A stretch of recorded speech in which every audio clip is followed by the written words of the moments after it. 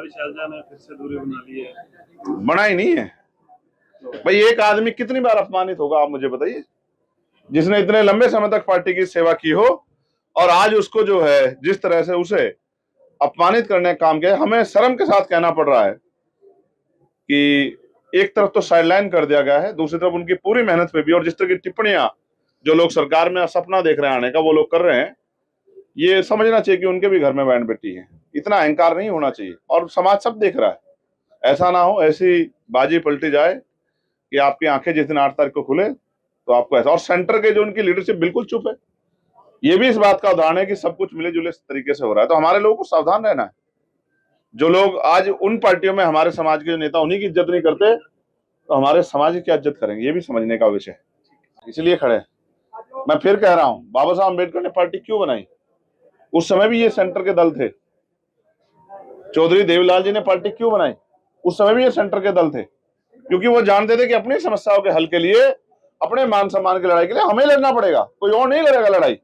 आज ये अपनी शक्ति को भूले हैं। मैं फिर कह रहा हूं, जिस दिन इन्हें अपनी शक्ति का एहसास हुआ किसान कमेरे को, फिर इनको इनके खिलाफ जो है जो फैसले होते हैं दिल्ली में बैठ के वो नहीं आ सकता है कोई। गुप्ता जी कोशिश करके देख ले, किसी को अगर ऐसा कोई भरम हो तो वो कोशिश करके देख ले। यहाँ तो आरक्षण के ऊपर बहुत सारे बलिदान भी हरियाणा ने दिए, आप इस बात को भी ना भूलो। आरक्षण किसने दिया नहीं है, ये पूना पैक्ट के आधार पर मिला है। जब आरक्षण के विरोध में बात होगी तो हम लोग इसका फैसला दिल्ली में खड़े होकर करेंगे।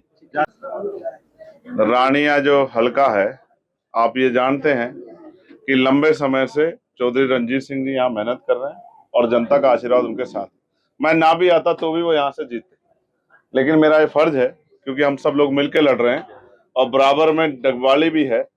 आज हम लोग यहाँ इस क्षेत्र में और इस अपील के साथ हैं कि इस पिछली बार से ज्यादा मतों से इस बार फिर से चौधरी रणजीत सिंह जी को जिता के हमारे साथी विधानसभा भेजें। और आपको एहसास नहीं है, जिस दिन से हम लोगों ने ये ऐलान किया था, आप गांव में जाके देखेंगे, क्योंकि मान सम्मान तो सभी का करना पड़ता है, लेकिन आप देखना कि एक एक वोट जो है वो चौधरी रणजीत सिंह जी को जाएगी। ये जिस दिन आप 5 तारीख को पोलिंग हो और 8 तारीख में खुलेगा, आपको पता लग जाएगा। डबवाली किस तरह का? डबवाली भी हम लोग जीतेंगे, हम डबवाली भी जीतेंगे, हम रानिया भी जीतेंगे, हम उचाना भी जीतेंगे।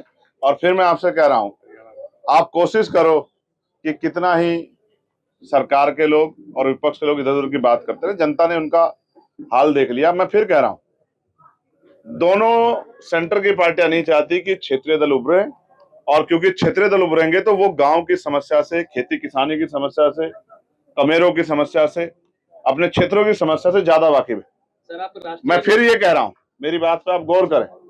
पहले हरियाणा के फैसले हरियाणा वाले बैठ के फैसला करते थे कि दिल्ली कुर्सी पे कौन बैठेगा, और अब दिल्ली के लोग बैठ के तय करते हैं। एक पार्टी ने तो इतने मुख्यमंत्री उम्मीदवार बना दिए हैं, ये भी नहीं पता चल रहा कि 3-3 महीने के मुख्यमंत्री रखेंगे या उससे ज्यादा की रखेंगे। मैं आपको फिर कह रहा हूं, जनता को चुनाव करना है, तो मैं तो चाहता हूं कि हरियाणा की बागडोर हरियाणा के हाथ में रहे। और जो मैं फिर कह रहा हूं, 81 सीटों पे हम लोग लड़ रहे हैं, आप देखना जनता का आशीर्वाद रहेगा तो हम इतने सीटें जीत के जाएंगे कि आपका भी जो है, जिस तरह पिछली बार भी आप स्वीकार थोड़ा ही कर रहे थे कि इतनी सीटें जीत जाएगी जेजेपी, ये जनता का आशीर्वाद, जनमत जिधर होता है उधर ही विजय होती है।